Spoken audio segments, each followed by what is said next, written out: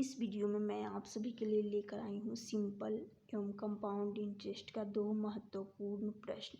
ये most important video रहने वाला है। प्रश्न में है 2 वर्षों के लिए एक धनराशि पर चक्रवृद्धि ब्याज और साधारण ब्याज 420 रुपये और 400 रुपये है। यानी यहाँ पर एक धनराशि जो कि नहीं पता है, लेकिन क्या हमें चक्रवृद्धि ब्याज दे रखा है और साधारण ब्याज दे रखा है, तो दर कैसे निकालना है इस प्रश्न में ये हमें निकालना है कि दर कैसे फाइंड आउट करनी है। तो जैसे कि क्वेश्चन में क्या दे रखा है, हमें सिंपल इंटरेस्ट पता है और कंपाउंड इंटरेस्ट। तो जैसे कि पहले सिंपल इंटरेस्ट की बात की गई है, सिंपल कंपाउंड इंटरेस्ट की कितनी है 420। वही सिंपल इंटरेस्ट की बात करती हूँ तो 400। अब यहाँ पर एक बात ध्यान रखना कि ये जो मैं स्ट्रक्चर बता रही हूँ 400 हो गया, और टाइम बात करती हूँ 2 वर्ष का है। टाइम की बात की जाए तो टाइम है 2 ईयर्स। कितने वर्ष का है 2 वर्ष का। अब ये स्ट्रक्चर समझिएगा, जैसे कि बोला गया है एक धन। अब धन तो पता है नहीं, यानी प्रिंसिपल। तो प्रिंसिपल नहीं पता है तो इसको पी से डिनोट करूँगी, राइट। अब इस प्रिंसिपल का यदि मैं यहाँ पर कोई रेट होगा तो उस रेट तो नहीं पता है, तो रेट भी तो हमें निकालनी है। तो यहाँ पर पहले वर्ष जो लगता है, यहाँ पर आता है सिंपल इंटरेस्ट। क्या आता है फिर दूसरे वर्ष भी, ये जो शुरू के होते हैं, यहाँ पर इन दोनों को यदि मैं ऐड कर देती हूँ तो क्या मिलता है सिंपल इंटरेस्ट। ये स्ट्रक्चर उसके बाद क्वेश्चन समझाऊंगी, तब जाकर समझ में आएगा। जो कि कितना है यहाँ पर जो दे रखा है सिंपल इंटरेस्ट की मैं बात करती हूँ 400 है। 400 है, 420 नहीं 400 है, राइट। यदि मैं इसी में, यानी इसका कोई रेट होगा, रेट तो नहीं पता है, रेट निकालनी है। मैं अभी सिंपल इंटरेस्ट पे बात कर रही हूँ, यानी ये जो स्ट्रक्चर पूरा बता रही हूँ, ये स्ट्रक्चर सिंपल और कंपाउंड इंटरेस्ट पर बेस्ड स्ट्रक्चर बता रही हूँ। तो टाइम जब 2 वर्ष का होता है तो इस पर ब्याज लगता है, किसके लिए, दूसरे वर्ष के लिए, राइट। तो यहाँ पर आ जाएगा एक ब्याज यहाँ लगेगा, जो कि इन तीनों को यदि मिला देते हैं तो क्या मिलता है हमें, कंपाउंड इंटरेस्ट। यानी यहाँ पर 400 होना चाहिए और इन तीनों को पहले वर्ष, दूसरे वर्ष और ये तीसरे वर्ष, तो यानी ये हो जाएगा। यानी इस पर ये दूसरे वर्ष के लिए ब्याज लगेगा, तो यहाँ पर 420 आना चाहिए, 420 आना चाहिए। तो मैं यहाँ पर 400 को देख रही हूँ, 400 को बांटूंगी तो ये 200 यहाँ पर आएगा, फिर 200 यहाँ पर आएगा, राइट। और यहाँ पर जैसे कि अब 400 निकल गया तो बचेगा कितना, बचेगा सिर्फ और सिर्फ 20 ही तो बचेगा। तो ये जो 20 होगा यहाँ पर आ जाएगा। समझ में आ गया। अब ये तो साफ दिख रहा है, क्या दिख रहा है, साफ दिख रहा है। मैं अब थोड़ा सा इसको हटा रही हूँ साफ दिखे इसलिए। तो बात की जाए, यहाँ पर 200 आ रहा था और यहाँ पर 200, यहाँ पर 20।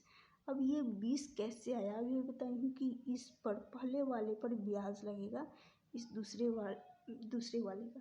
तो अब कितना परसेंट करें, यानी ये इसका कितना है कि 20 बना सके।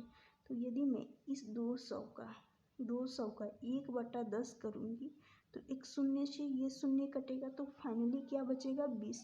यही तो 20 यहाँ पर दे रखा है, क्लियर हो गया 20। और इन तीनों को मिलाकर, इन दोनों को तो मिलाकर सिंपल इंटरेस्ट हमें मिला, क्लियर। और इन तीनों को मिलाकर क्या मिला,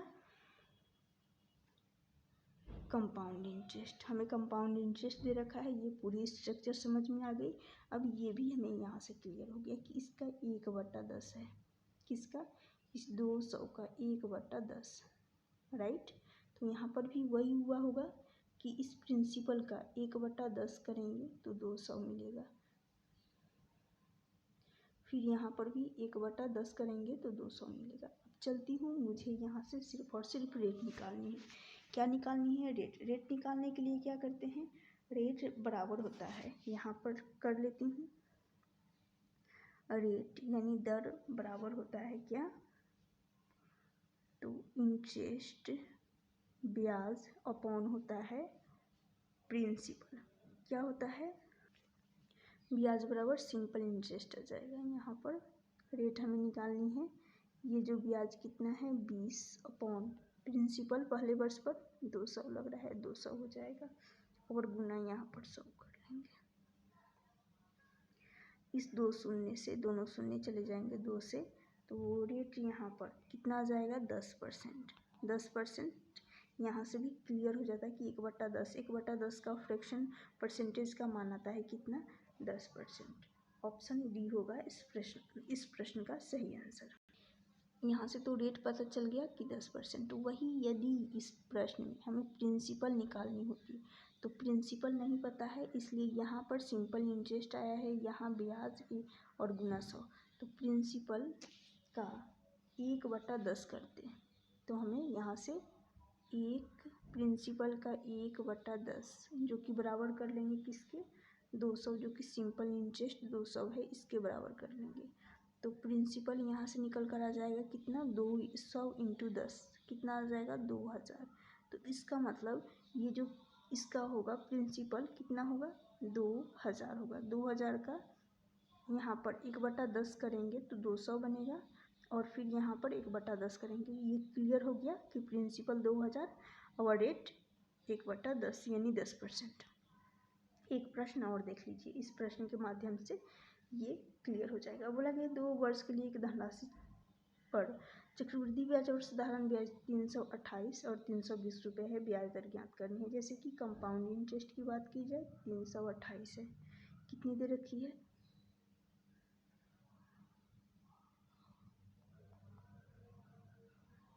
300 सिंपल इंटरेस्ट है और वही टाइम कितने वर्ष का है, तो वही सेम स्ट्रक्चर रहेगा।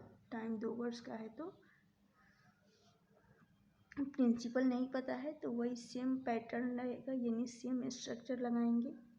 पहले वर्ष के लिए यहाँ पर कितना हुआ सिंपल इंटरेस्ट, इन्हीं दोनों को मिलाकर तो बनेगा, यानी यहाँ जो आएगा उसका और फिर इसको मिलाकर, तो इन दोनों को मिलाकर यहाँ पर क्या मिलेगा हमें सिंपल इंटरेस्ट मिल जाएगा। पहले वर्ष को यदि मैं ऐड कर रही हूँ सिंपल इंटरेस्ट, और सिंपल इंटरेस्ट कितना दे रखा है 320 है। फिर यदि मैं इसी में ऐड कर दूँगी इस पर ब्याज लगेगा, यानी इसका कितना परसेंट निकाले कि हमें मिल जाए, तो यहाँ पर जो आता है ब्याज मिले तो दूसरे वर्ष के लिए पहले वर्ष हो गया, दूसरे वर्ष के लिए पहले वर्ष पर कितना परसेंट निकाले कि दूसरे वर्ष का ब्याज मिल जाए, तो यहाँ कंपाउंड इंटरेस्ट आता है। कंपाउंड इंटरेस्ट 328 है। अब 320 जब दे रखा है तो पहले वर्ष जो सिंपल इंटरेस्ट होना चाहिए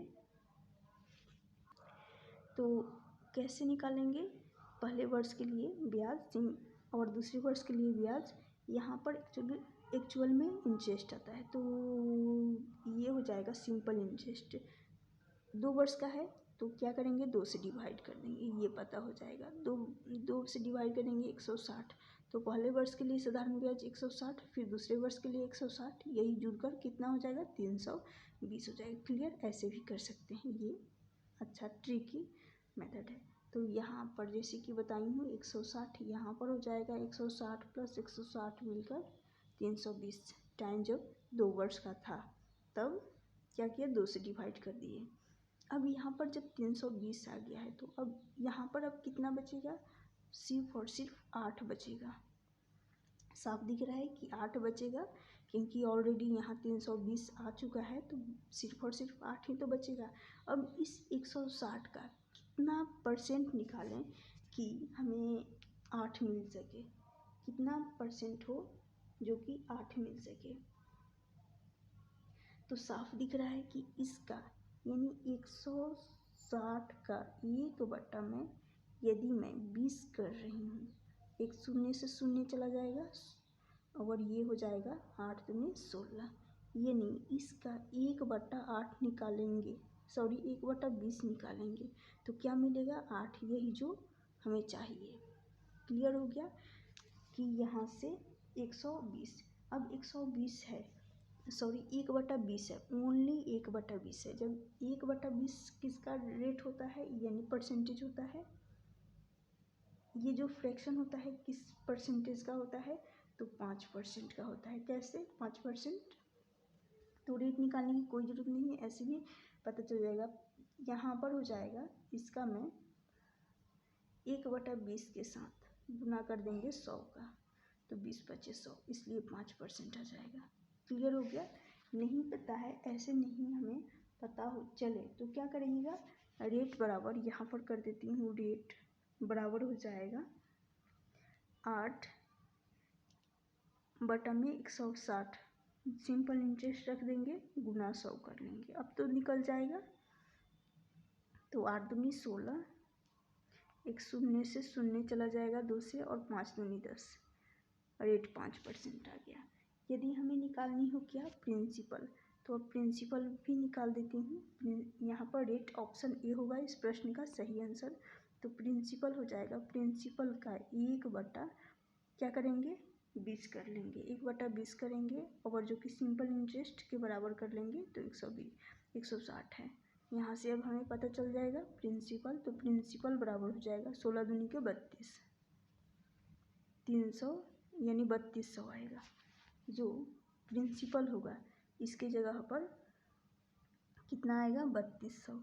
इस 3200 का 1/10 कर रही हूँ, तो 160 मिलेगा। फिर इसका 3200 का 1/10, तो 160 मिल जाएगा। तो यानी यहाँ से मिल गया प्रिंसिपल 3200, रेट 5%। उम्मीद करती हूँ क्लियर हो गया होगा आप सभी को ये प्रश्न। यदि वीडियो अच्छी लगी तो लाइक कर दीजिएगा, और चैनल पे पहली बार आए होंगे तो चैनल को भी सब्सक्राइब कर लेना।